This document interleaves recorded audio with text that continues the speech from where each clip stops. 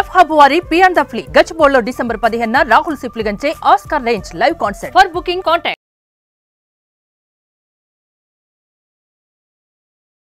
నమస్కారం డాక్టర్ శ్రీ ఆచార్య అనంతకృష్ణ స్వామి గారు. నమస్కారం అండి. Thank you so much for coming and చాలా మంది క్లాసెస్ అడుగుతూ ఉన్నారు, ఎందుకంటే న్యూ ఇయర్లో ఎంటర్ అవబోతున్నారు.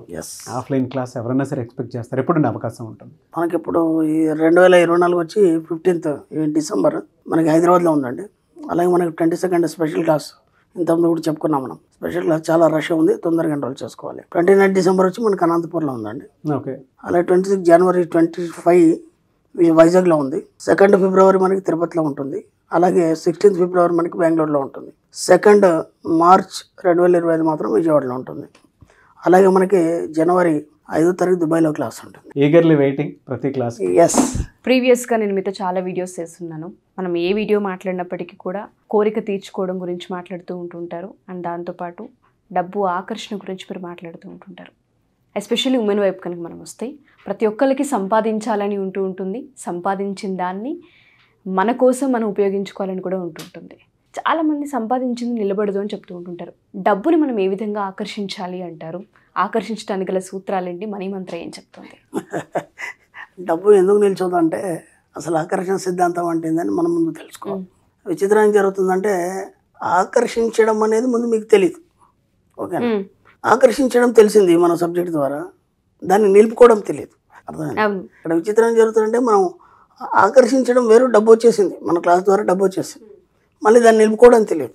అందుకే నేనేం చెప్పానంటే మనకి రెగ్యులర్ క్లాస్లో మీకు డబ్బు వచ్చేస్తుంది. మీరు ఏదైతే రెగ్యులర్ క్లాస్కి వస్తారో దానివల్ల డబ్బు వస్తుంది. దాంతో అప్పులు కూడా తీరిపోతాయి. మ్యాక్సిమం అప్పులు తీరిపోతాయి. అంటే సబ్జెక్ట్ అర్థమైన వాళ్ళ గురించి చెప్తున్నాను. అర్థం కాని వాళ్ళు మళ్ళీ వస్తారు, మళ్ళీ అర్థం చేసుకునే ప్రయత్నం చేస్తారు, అది వేరు. కానీ ఈ రెగ్యులర్ క్లాస్తోని అప్పులు తీరిపోతాయి, డబ్బు వస్తుంది. దాన్ని ఎలా నిలబెట్టుకోవాలి, అది లాంగ్ లైఫ్ మనతో ఎలా ఉండాలి, అది తెలుసుకోవడానికి మనం స్పెషల్ క్లాస్ రావాలని చెప్తాం. ఎందుకంటే ఇప్పుడు ఒకేసారి అన్నీ చెప్పలేము. ఇప్పుడు మనం వీడియోలో మనకు ఉన్న ఒక 10 నిమిషాల నిడివిలో కొత్త వరకే చెప్పగలుగుతాం. ఆ తర్వాత ఒక రెగ్యులర్ క్లాస్ వచ్చినప్పుడు ఏమవుతుందంటే మనకి దాదాపు 10 గంటల నుంచి సాయంత్రం 5 గంటల వరకు క్లాస్ జరుగుతుంటుంది. ఒక 4-5 గంటల సబ్జెక్ట్ ఉంటుంది. ఆ 4-5 గంటల సబ్జెక్ట్లో మనం ఎక్కడెక్కడ మిస్టేక్స్ చేస్తున్నాం, ఇప్పటివరకు మన పరిస్థితులు ఏంటి, ఇలా ఎందుకున్నాయి, ఆకర్షణ సిద్ధాంతం అంటే ఏంటి, అది ఎలా పనిచేస్తుంది, దానికి సూత్రాలు ఏంటి, దానికి ఒక్కొక్క సిద్ధాంతం ఏమేమి చెప్పింది, అలాగే మన ఆధ్యాత్మికతను జోడించినప్పుడు ఆధ్యాత్మికతలో మనకు దాని గురించి ఏం చెప్పారు, అలాగే అది కాకుండా ఇంకా సామాజిక పరంగా మనం ఏమేమి మిస్టేక్స్ చేస్తున్నాం, ఇవన్నీ మనకు రెగ్యులర్ క్లాస్లో చర్చించడం జరుగుతుంది. ఓకేనా? స్పెషల్ క్లాస్కి వచ్చేసరికి ఏమవుతుందంటే మీకు కావాల్సినటువంటి హ్యూజ్ అమౌంట్ లేదా పెద్ద పెద్ద కోరికలు, దాంతోపాటు ఏంటంటే ఇప్పటి వరకు మనం ఆలోచించే విధానంలో తేడా. ఇప్పటిదాకా మనం ఏం చేస్తామంటే ఈ రెగ్యులర్ క్లాస్లో ఏమవుతుంది మనకి ఎప్పుడంటే మనకి డబ్బు గురించి అవగాహన మాత్రమే చెప్పగలుగుతాం మనం. అంటే ఇంతవరకు మనం డబ్బుతో ఎలా మాట్లాడితే తెలీదు, డబ్బుతో మాట్లాడతారా ఎలా, ఇవన్నీ మనకు ఆశ్చర్యం కలిగిస్తాయి. కానీ అవన్నీ మనం అక్కడ మేనేజ్ చేస్తాం, చెప్పగలుగుతాం. స్పెషల్ క్లాస్కి వచ్చేసరికంటే మీ యొక్క ఆలోచించే స్థాయి అనేది ఉన్నతంగా పెరుగుతూ ఉంటుంది, ఉన్నతంగా మారిపోతుంది. ఇప్పుడు ఒక వస్తువుని నువ్వు ఆకర్షించాలి, అది ఎలా ఆకర్షిస్తావు, అది ఎక్కడుంది, అది నీ దగ్గరికి ఎందుకు రావాలి. ఓకేనా? అది నీ దగ్గరికి ఎందుకు రావాలి. అప్పుడు కొన్ని మనం ఒక ఫంక్షన్కి వెళ్ళినప్పుడు అక్కడ అందరూ వరుసలో నిల్చొని మనం బఫెట్ చేస్తున్నప్పుడు మీ వాళ్ళు ఎవరో వచ్చేసి పలానా ఐటమ్ అక్కడ బాగుంది, అది కూడా వేసుకొని చెప్తారు సరదాగా. సరే అని చెప్పేసి ఈ అబ్బాయి ఇక్కడ నుంచి ట్రై చేసి అక్కడికి వెళ్ళే లోపు అది అయిపోతుంది. కొన్ని సందర్భాల్లో అది ఎక్స్పీరియన్స్ కూడా మనం చేస్తుంటాం.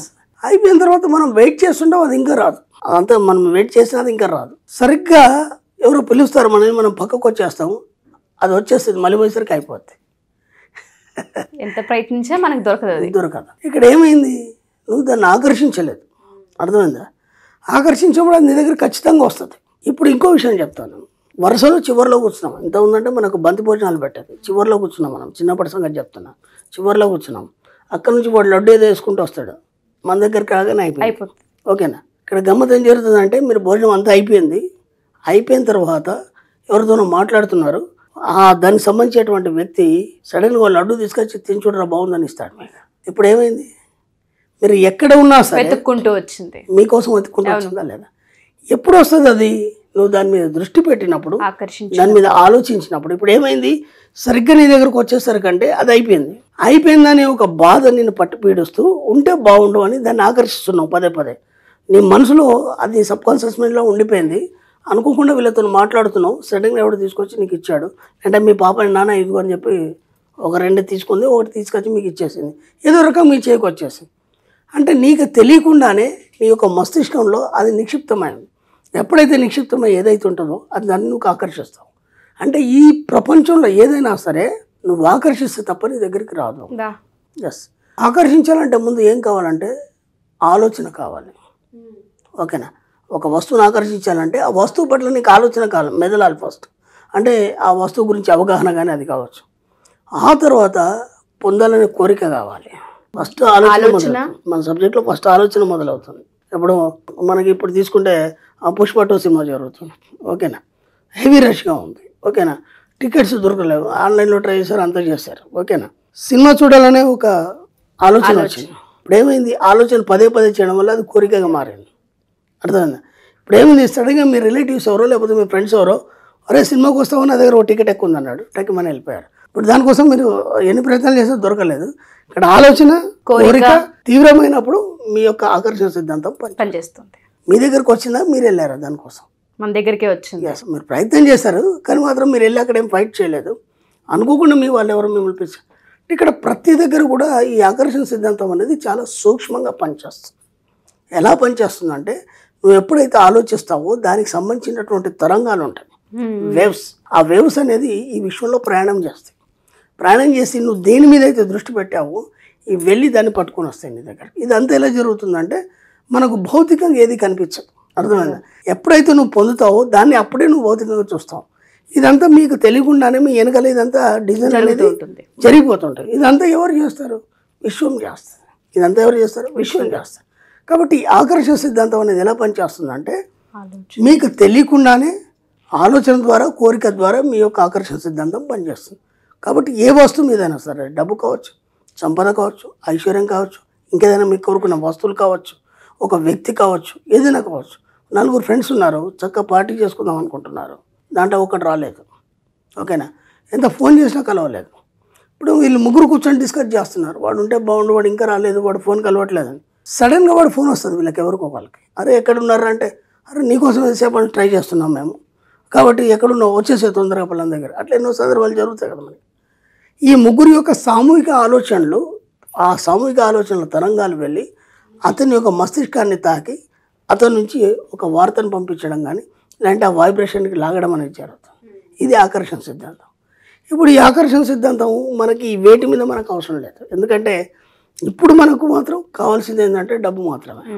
కాబట్టి ఈ డబ్బు మీద ఈ ఆకర్షణ సిద్ధాంతం ఎలా పనిచేస్తుంది? మనకు కావాల్సింది అదే కదా, మన సబ్జెక్ట్ కూడా అదే కదా. ఎటు తిప్పిన ఆవు కథనే, డబ్బు అంటే ఆవు కదా మనది. కాబట్టి ఎటు తిప్పిన ఆవే కాబట్టి, ఎటు తిప్పిన డబ్బే కాబట్టి ఈ డబ్బు మీద ఆకర్షణ సిద్ధాంతం ఎలా పనిచేస్తుంది? ఓకేనా? ఇప్పటి వరకు మనకి ఇది ఇలా ఉంటుంది అనేది మనకు తెలియదు, ఇది ఇలా ఉంటుంది ఈ సబ్జెక్ట్ అనేది మనకు తెలియదు.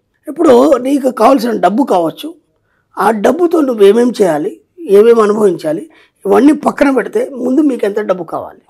ఓకేనా? క్లారిటీ ఫస్ట్ ఆలోచన. నేను ఫస్ట్ చెప్తున్నాను, ముందు ఈ ఆకర్షణ సిద్ధాంతంలో ఒక వస్తువు పట్ల కావచ్చు, ఒక వ్యక్తి పట్ల కావచ్చు, దేని పట్ల కావచ్చు, ముందు ఆలోచన. నీకు డబ్బు కావాలనే ఆలోచన ముందు రావాలి. కేవలం ఆలోచన వస్తే సరిపోదు, దాని మీద తీవ్రత పెరగాలి, అంటే కోరికగా మారాలి. మీరు చూడండి, ఏదైనా సందర్భం వచ్చినప్పుడు అరే అది ఎప్పటి నుంచో నాకు కావాలని కోరిక ఉందిరా, మీరు ఆలోచన, ఇది ఎప్పటి నుంచో కావాలని కోరిక ఉందిరా అని అంటారా లేదా? కోరిక అనేది ఎప్పటి నుంచో ఉంటుంది, ఎన్నోసార్లు రిపీట్ అవుతుంటుంది మనకి. ఆలోచన అనేది ఒకసారి వచ్చి ఆగిపోతుంది. ఇప్పుడు నేను కూడా ఆ పుష్ప 2 చూడాలనుకున్నాను, అది ఆలోచన మాత్రమే, ఇక దాని గురించి నేను ఆలోచించలేదు, నేను దాని మీద తీవ్రమైన ప్రయత్నాలు ఏం చేయలేదు, జస్ట్ అట్లా వచ్చింది, అది ఆలోచన. ఎప్పుడైతే నేను దాని మీద తీవ్రతరం చేసి కోరికను పెంచుకున్నానో అప్పుడు అది ఆకర్షించడం అనేది జరుగుతుంది. ఈ డబ్బు పట్ల ఆలోచన వచ్చింది, కోరిక లేదు, డబ్బు రాదు. డబ్బు కావాలని అందరికీ ఉంటుంది. ఇప్పుడు మన వీడియోలు విన్న తర్వాత కానీ లేకపోతే మన అచీవ్మెంట్ చూసిన తర్వాత చాలామందికి ఆ కోరికలు ఉన్నాయి, డబ్బు కావాలని. అలా ఆలోచనతోనే ఆగిపోతున్నారు, కోరిక దాన్ని మారుస్తలేరు. ఎప్పటి నుంచో నాకు ఆ వస్తువు కొనుక్కోవాలని ఉంది, అది కోరిక. ఓకేనా? అనుకోకుండా వాళ్ళ ఫాదర్ కాకపోతే వాళ్ళ హస్బెండ్ కానీ టక్కిమైన వస్తువు తీసుకురావడం, లేదంటే ఒక బర్త్డే ఏదైనా అకేషన్లో ఆ వస్తువు ప్రజెంట్ చేయడం జరిగింది. ఎందుకు? ఇతను కేవలం ఆలోచించలేదు, దాని మీద ఎప్పటి నుంచో కోరిక ఉంది. ఆ కోరిక ఈ విధంగా లాగబడ్డది. అర్థమైందా? ఆలోచనతో ఆగిపోతే అది కోరిక అనేది తీరదు. కాబట్టి ఆలోచన కోరిక మార్చుకున్నప్పుడు అది ఆకర్షణ సిద్ధాంతంగా మారి మీ యొక్క భౌతిక జీవితంలో ప్రజెంట్ చేయబడుతుంది. బా ఆలోచన కోరికగా మారినప్పుడు అందులో చాలా పెద్ద మీనింగ్ ఉంది సార్. మీరు ఇందాక అన్నారు డబ్బు కావాలి అనుకుంటున్నామా, వస్తువు కావాలి అనుకుంటున్నామా, లేదంటే అది ఎడ్యుకేషన్, ఆ ప్రాపర్టీ మనకు దానికి సంబంధించిన ఆలోచన, దాంతోపాటు దాని గురించి తెలుసుకునే అవేర్నెస్ని ఎప్పుడైతే కలిగి ఉంటూ ఉంటామో డెఫినెట్గా ఆకర్షిస్తాము. కోరికగా మారినప్పుడు తీవ్రతరమైన, ఖచ్చితంగా తీవ్రతరం కావాలి. ఇక్కడ ఏం జరుగుతుందంటే ఎప్పుడైతే తీవ్రతరం అవుతుందో మీ సబ్ కాన్షియస్ మైండ్ వికసనం జరుగుతుంది. వికసనం అంటే వికసించడం, అర్థమైంది. అందుకే సబ్ కాన్షియస్ మైండ్ని మనం ఏం చేస్తామంటే తామర పువ్వుతో సూచిస్తాం. కుండలి యోగంలో తామర పువ్వుతో చూసేది, తామర పువ్వు వికసించిన తామర పువ్వుతో చూపిస్తాం. అది వికసనం జరిగి ఈ సృష్టిలో ఉన్నటువంటి, విశ్వంలో ఉన్నటువంటి అనేక రకాలైన తరంగాల ద్వారా అది ఆకర్షించడం జరుగుతుంది బాడీకి. అది ఎక్కడైనా ఉండండి, ఈ ప్రపంచంలో సృష్టిలో ఎక్కడైనా ఉండండి, మీరు కోరుకున్న వస్తువు, మీరు కోరుకున్న మరుక్షణం మీ యొక్క థాట్స్ పదే పదే ఇచ్చినప్పుడు, కోరికగా మారినప్పుడు, ఆ తీవ్రతను పెంచినప్పుడు ఏమవుతుంది మీకు తెలియకుండానే మీ సబ్ కాన్షియస్ మైండ్ అనేది విచ్చుకుంటుంది. ఆ వికసనం జరిగిన మరుక్షణం ఈ సృష్టిలో ఎక్కడుంది అది ఎదుగుతుంది, అది ఆ పాయింట్ ఎక్కడుంది అది ఎత్తుకొని దాన్ని తీసుకొచ్చి మీ భౌతిక జీవితంలో ఇచ్చేస్తుంది. ఇది ఆకర్షణ సిద్ధాంతం. ఆకర్షణ సిద్ధాంతం అంటే ఊరికే అనుకుంటే వస్తుందని కాదు, ఎలా వస్తుంది అనేది నీకు ముందు తెలియాలి.